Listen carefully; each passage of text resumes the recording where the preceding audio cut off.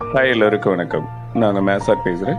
இன்னைக்கு டெசிமல் மல்டிப்ளிகேஷனில் டெசிமலை எங்கே ஃபிக்ஸ் பண்ணுறதுன்னு பார்க்கலாம். அது லெஃப்டாக ரைட்டான்ட்டு அப்பப்போ கன்ஃபியூஸ் ஆகும். ஸோ அந்த கன்ஃபியூஷனை இங்கே ரிமூவ் பண்ணிக்கலாம்.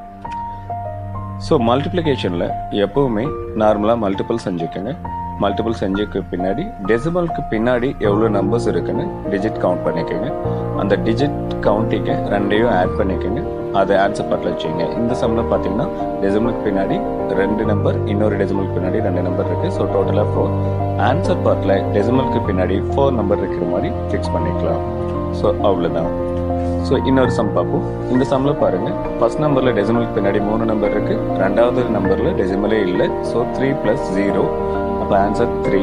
ஸோ ஆன்சர் பார்ட் கண்டுபிடிச்சிட்டு டெசிமலுக்கு பின்னாடி 3 நம்பர் வச்சுக்கலாம். இப்போ பாருங்கள், ஆன்சர் பார்ட்டில் 2 + 2 4 டிஜிட் வைக்கணும். செகண்ட் கொஸ்டினுக்கு 3 + 2 5 டிஜிட், தேர்ட் கொஸ்டினுக்கு 2 + 1 3 டிஜிட் வைப்போம்.